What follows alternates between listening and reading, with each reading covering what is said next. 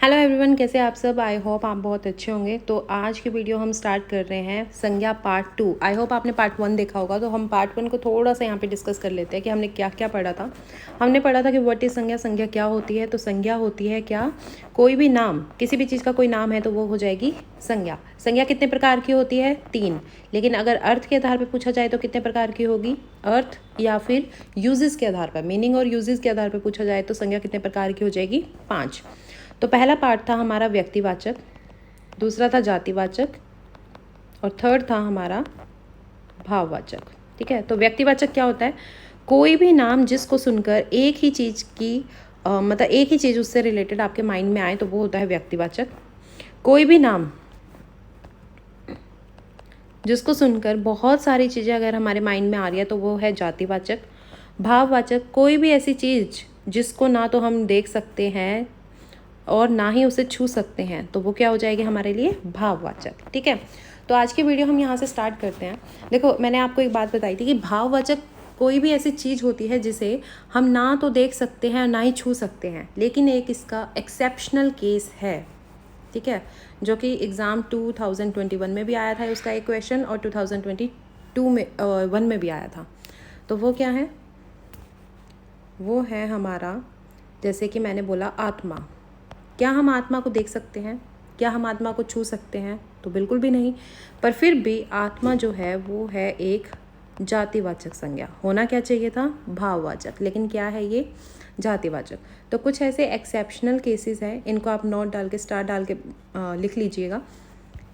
Exceptional cases जो भाववाचक होते हैं लेकिन इंक्लूड कहाँ किए जाते हैं एनसीईआरटी बुक के अकॉर्डिंग? जातिवाचक। आप ऐसे याद रख लेना कि आत्मा है तो आत्मा सुन के हमारे माइंड में क्या आती है? बहुत सारी आत्माएं होंगी, तो ये जातिवाचक है। आत्मा, ईश्वर, बहुत सारे ईश्वर हैं तो ये भी क्या है? जातिवाचक।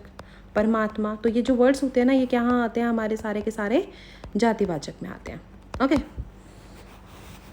चलिए आज का टॉपिक अब स्टार्ट करते हैं।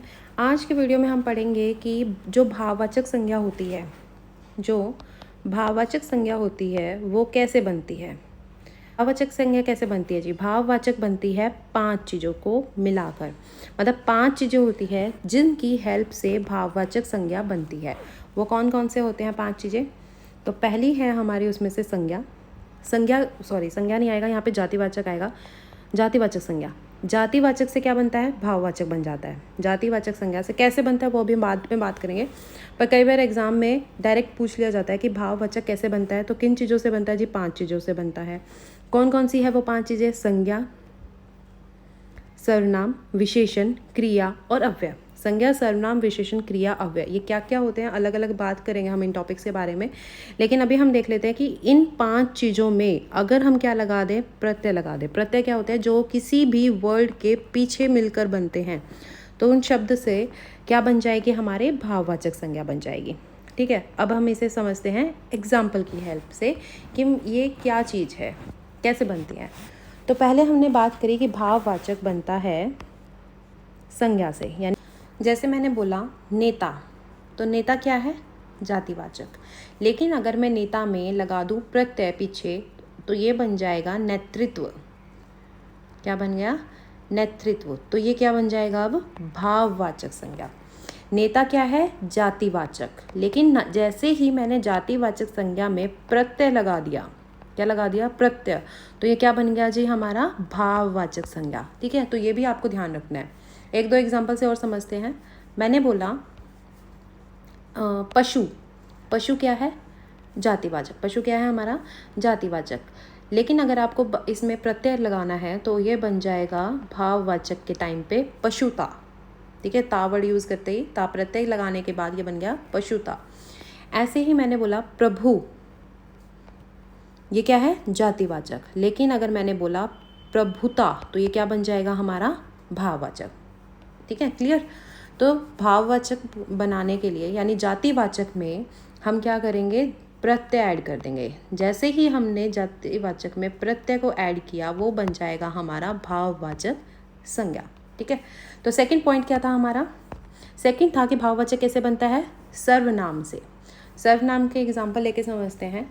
जैसे मैंने आपको बोला अपना, ये क्या है?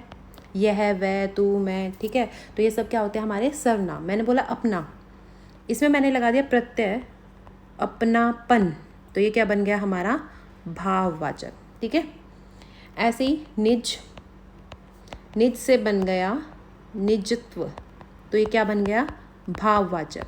ठीक है, तो ऐसे ही सर्वनाम से क्या बन जाते हैं हमारे भाववाचक बन जाते हैं। ठीक है, थर्ड था जी कि हमारा भाववाचक कैसे बनता है, थर्ड नंबर पे विशेषण से। कैसे बनता है ये, विशेषण से।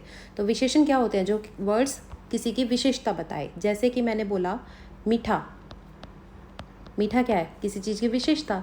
लेकिन अगर मैं बोल रही हूँ मीठापन, तो ये क्या बन गया हमारा भाववाचक संज्ञा। ठीक है, ऐसे ही मैंने बोला सुंदर, तो सुंदर क्या है, विशेषता है।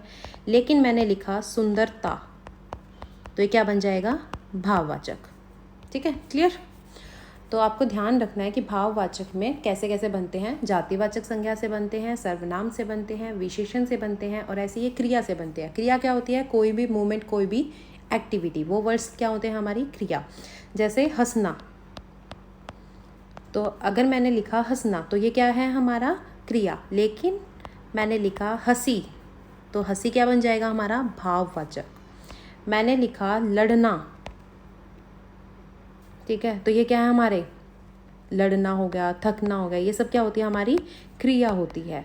ठीक है, लेकिन अगर इसमें वो क्या जोड़ दिया जाए, प्रत्यय लगा दिया जाए, थकना, थकावट, तो क्या बन गया हमारा भाववाचक। ठीक है, क्लियर। ऐसे ही भाववाचक संज्ञा बनती है अव्यय में प्रत्यय लगाने से। अव्यय क्या होते हैं, देखिए ये भी हम क्लियर करेंगे, पर अभी देख ले, मतलब जब ये टॉपिक्स आएंगे ना तब दोबारा ही वहाँ पर हम ये क्लियर कर लेंगे कि कैसे बने थे। अभी थोड़ा छोटा छोटा याद कर लेते हैं। जैसे मैंने बोला व्यवहार, तो ये क्या है अव्यय है। लेकिन मैं बोल रही हूँ व्यवहारिक, तो ये क्या बन गया हमारा भाववाचक संज्ञा। ठीक है, क्लियर। तो सिंपल से याद रखो कि भाववाचक कैसे बनता है। एक बार पीजीटी में डायरेक्ट पूछ लिया था कि भाववाचक कितने प्रकार की चीज़ों से बनता है, तो कितने से बनता है जी, ये 5। ठीक है, किस किस से, संज्ञा से, सर्वनाम से, विशेषण से, क्रियाओं से और अव्यय में। और क्या ऐड करना पड़ता है इन सब वर्ड्स को भाववाचक में कन्वर्ट करने के लिए, प्रत्यय। ठीक है, कुछ ऐसे ही केसेस हैं, कुछ और केसेस भी आए हैं एग्ज़ाम में कई बार ऐसे। जैसे कुछ वर्ड्स ऐसे होते हैं जो व्यक्तिवाचक होते हैं। कैसे होते हैं, व्यक्तिवाचक, लेकिन उनको सेंटेंस में इस तरीके से यूज़ किया जाता है कि वो जातिवाचक बन जाते हैं। ठीक है, जैसे मैंने बोला विभीषण, विभीषण, ठीक है, तो विभीषण क्या है, एक व्यक्तिवाचक है। विभीषण क्या है, व्यक्तिवाचक। लेकिन मैंने इसे सेंटेंस में ये लिख दिया कि आजकल विभीषण कहाँ देखने को मिलते हैं। आजकल विभीषण कहाँ देखने को मिलते हैं। ठीक है, और अंडरलाइन कर दिया विभीषण, तो अब क्या बन गया है ये जातिवाचक। ठीक है, हम क्या कर रहे हैं, ग्रुप की बात कर रहे हैं। अरे आजकल कहाँ देखो, विभीषण की बात करें तो ये व्यक्तिवाचक है, ज़रूर किसी एक पर्सन का नाम होगा, तो ये व्यक्तिवाचक बन गया। ठीक है, लेकिन मैं बोल रही हूँ कि आज के एरिया में, आजकल भारत में विभीषण कहाँ देखने को मिलते हैं। ठीक है, तो ये क्या बन गया हमारा जातिवाचक। ठीक है, ऐसे ही एक एग्जाम्पल और लेते हैं जो व्यक्तिवाचक से जातिवाचक बन जाता है।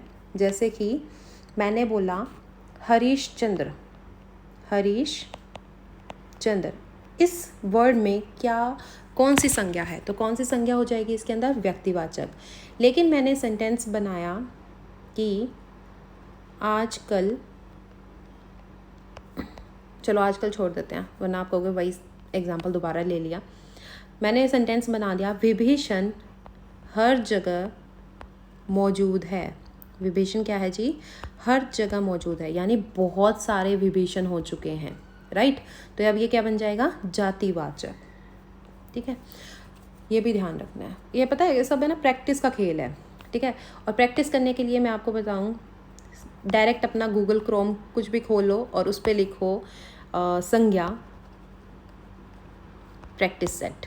ठीक है। बहुत सारे प्रैक्टिस सेट आ जाएंगे आपके पास, और वो आपको आंसर भी बताएंगे बाद में। पहले वो क्विज़ लेंगे ऑनलाइन, उसके बाद क्विज़ आप टिक करते जाना, और उसके बाद एट लास्ट आपको वो आंसर्स प्रोवाइड करवा देंगे बहुत सारे, ठीक है। तो बहुत सारी साइट्स वगैरह ओपन हो चुके हैं, तो सारा प्रैक्टिस का खेल है संज्ञा का, ठीक है।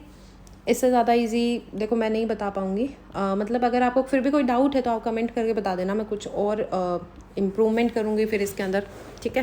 बाकी इसके अलावा ऐसी कोई भी चीज़ नहीं है जो संज्ञा से रिलेटेड मैंने आपको ना बताई हो, ठीक है। अब थोड़ा सा एक दो एग्जांपल और लेते हैं। जैसे मैंने बोला प्रियंका प्रथम आई। मैंने क्या बोला? प्रियंका प्रथम आई। तो प्रियंका यहाँ पे क्या है? व्यक्तिवाचक, राइट। दूसरा मैंने बोला खुशी प्रथम आई। खुशी प्रथम आई, तो यहाँ पे खुशी क्या है?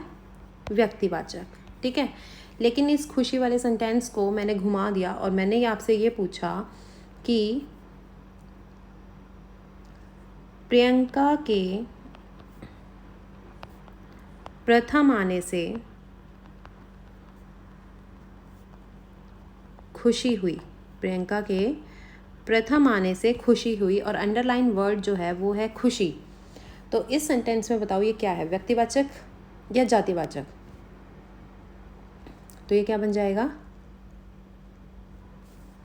मैंने एग्जाम्पल देखो, ये बन गया हमारा यहाँ पे भाववाचक।